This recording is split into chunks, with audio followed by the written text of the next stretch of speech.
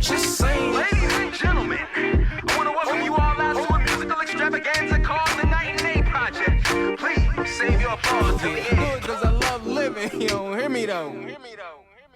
So the cool way that I went about doing this. You stole my bike. Yeah, I did steal her bike. Stole her bike, and I think basically, and you have to fill in the blanks here, but I came up to her and I was like, hey, Ryan, I love you.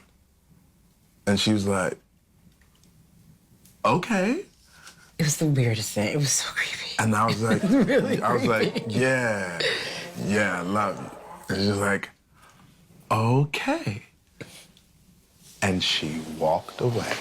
Like she got up and just bounced, right? And like hindsight 2020, that was the right move. It was weird. You don't just roll up on people and tell them that you love them out of the blue. I had no game, and I was just as a friend. And the way it was all like, it was the. And he stole, because like the week before he was acting really creepy. Like he stole my bike. He would come in my room. He stole pictures off the wall, my pillow. Like it was like the weirdest. It's like the little kid in like preschool, like pulling somebody's hair or something. But it was like I was like, I'm so confused as to what's happening right now. And nobody would say anything, and I was like, is he losing his mind? Do we need to call like somebody? Like, this is weird behavior. Like, I was like, I need my bike. Like, I for real need my bike to get around. It was my bike. It's a big campus. It was a big campus.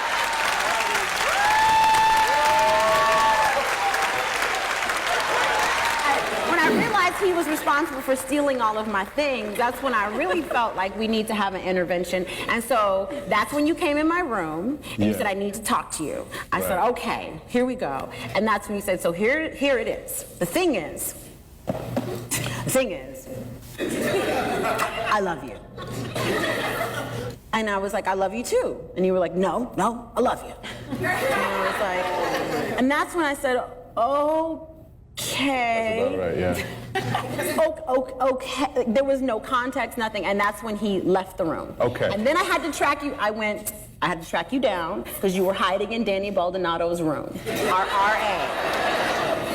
So I went to every RA. I went to all of his friends. Notice this is all true. I will never dispute when you tell the truth. Then finally tracked you down. The last place I thought he would be was in Danny Baldonado's room, and he opened the door and he was like, hey, Ryan, what's up? And I was like, is he here? And you were hiding on his bed. And that's when we had the conversation. So that's how that went down. All right, I don't think I'd ever felt this before.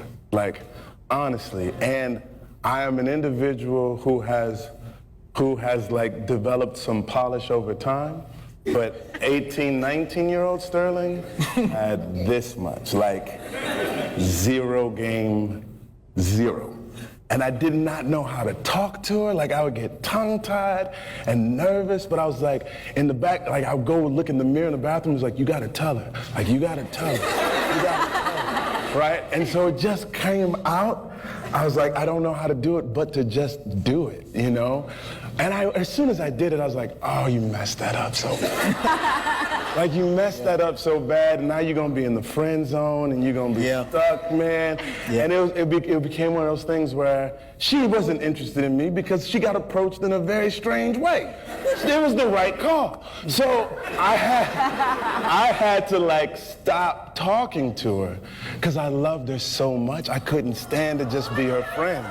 You know what I mean? So it was, I became stealing bikes, like hiding pillows, doing all this crazy stuff because I honestly had no other way of interacting with it. So it's all true. It's all true. It's all true. Oh, that's so My man Sterling.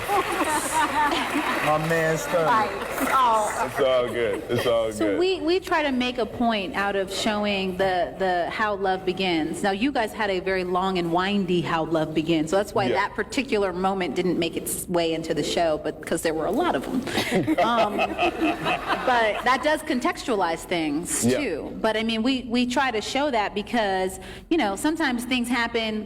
Basically, the clip that you saw before he gave all of this information, where we're kind of like, oh, that's weird. If somebody approached you that way, you may block your blessing, right?